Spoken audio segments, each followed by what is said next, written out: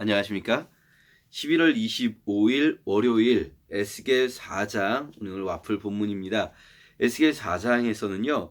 하나님이 이제 에스겔에게 정말 좀 어려운 명령을 하시는데요.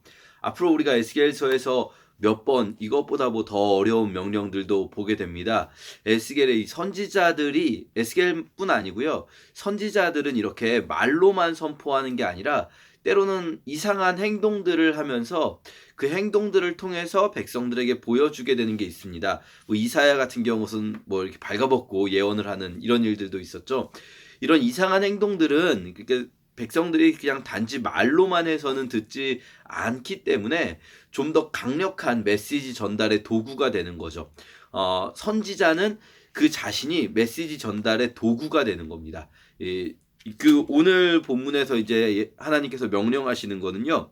예루살렘이 파괴된다는 것을 보여주기 위해서 예루살렘의 어떤 포위, 예루살렘이 실제로 이제 파괴되기 전에 먼저 오랫동안 포위되어 있으니까요. 그 예루살렘이 포위되어 있고 결국은 무너지는 것을 보여주기 위해서 이 바닥에 흙으로 이 성곽을, 예루살렘 성곽이죠. 예루살렘 성곽을 그려놓고 이 절에 보시면 그 둘레에 토성을 쌓고 벽도 만들고 사다리로 세우고 적진지도 만들고 성벽을 부수는 공성태도 만들고 이 막 이렇게 바닥에다가 만드는 거죠. 마치 아이들이 이렇게 블록으로 만들듯이 흙으로 만드는 건데 이게 여기까지만 보면 굉장히 뭐 하는 건가 싶을 거예요. 뭐 장난치는 건가, 미니어처 만드나, 취미생활인가.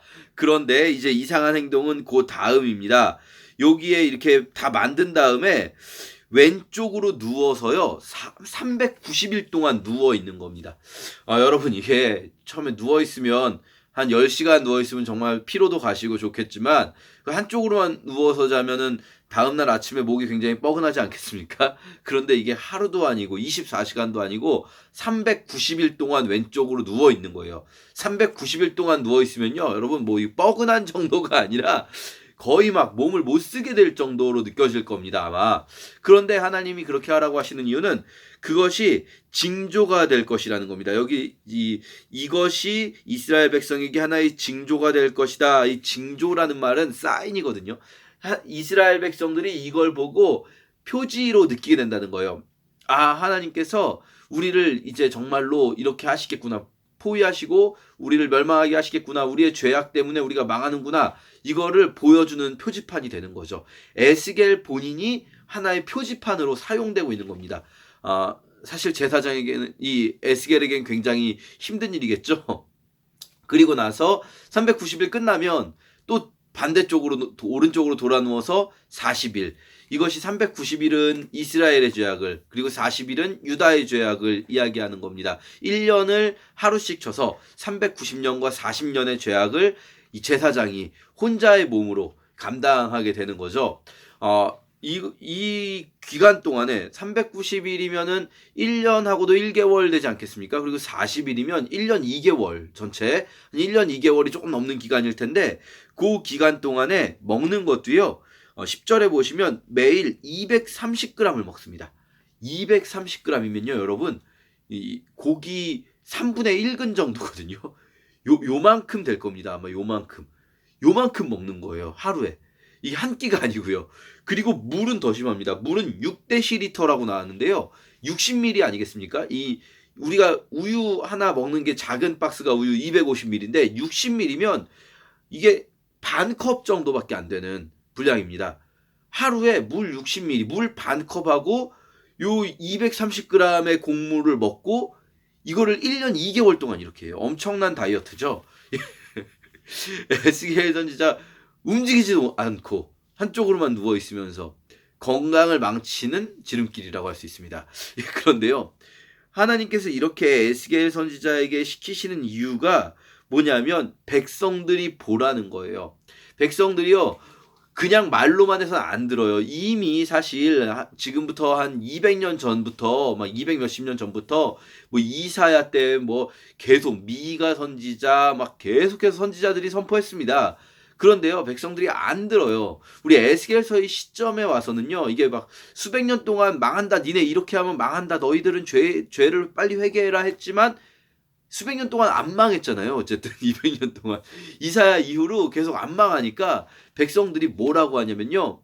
하나님의 이 심판의 이 예언은 안 이루어진다.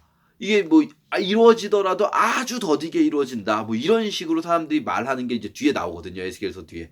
그러니까 이 에스겔 시대에는요. 그냥 말로만 해선 백성들이 듣지 않는 시대인 거예요. 그러니까 막 에스겔이 그냥 평민도 아니고 제사장인 이 사람이 영적인 리더 아니겠습니까? 제사장이 막 이상한 행동을 하는 걸 보여주면서 백성들을 어떻게든 돌이키게 하는 거죠.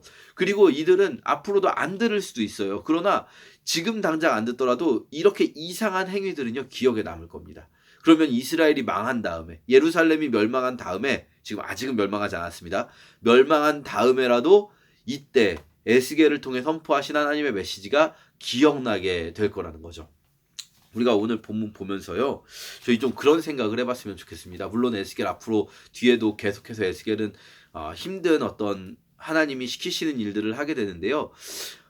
선지자의 역할이라는 것은 그냥 맘 편하게 막 예언하고 있는 게 결코 아니에요. 이 예언자들은요, 결코 나는 하나님의 뜻대로 행하는 자고 니네들은 다 망해야 된다. 이런 식으로 말만 하는 사람이 아니에요. 요나 같은 경우는 좀 그렇죠. 요나는 자기는 잘하고 있고 자기는 하나님 뜻대로 살고 있고 그런데 저 니느웨는 망해야 된다. 이런 마음을 가지고 있었는데 하나님께 혼나지 않았습니까, 요나가? 이 선지자는요, 자기가 백성의 고통을 그대로 온몸으로 받아들이는 사람이에요. 오히려 백성들은 아파야 하는데 아픔을 못 느끼고 있다면 선지자가 아파야 되는 거죠. 이사야가 그렇고 호세아가 그렇고 에스겔이 그렇고 예레미야가 그렇듯이 선지자들은 온 백성의 아픔을 자기 몸에 그대로 느끼는 사람입니다.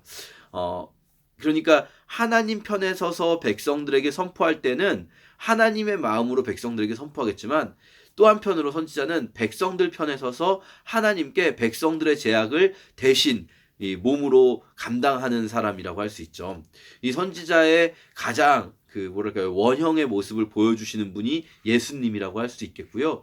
그리고 그분이 우리를 지금 이 시대의 선지자로 부르신 겁니다. 우리 목회자들뿐 아니라 우리 모두가 모든 그리스도인들이 이 시대의 선지자라고 할 수 있어요. 말씀을 맡은 자라고 할 수 있어요. 그러면요, 우리 그리스도인들이 가져야 될 자세는 뭐겠습니까?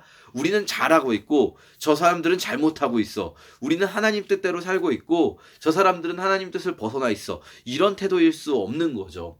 오히려 만약에 세상에 어떤 아픔이 있다면 그 아픔을 우리의 몸으로 느끼고 우리가 오히려 그들의 아픔을 위해서 애통할 수 있는 그런 자들이 바로 선지자적인 사명을 감당하고 있는 자들이라고 할 수 있습니다.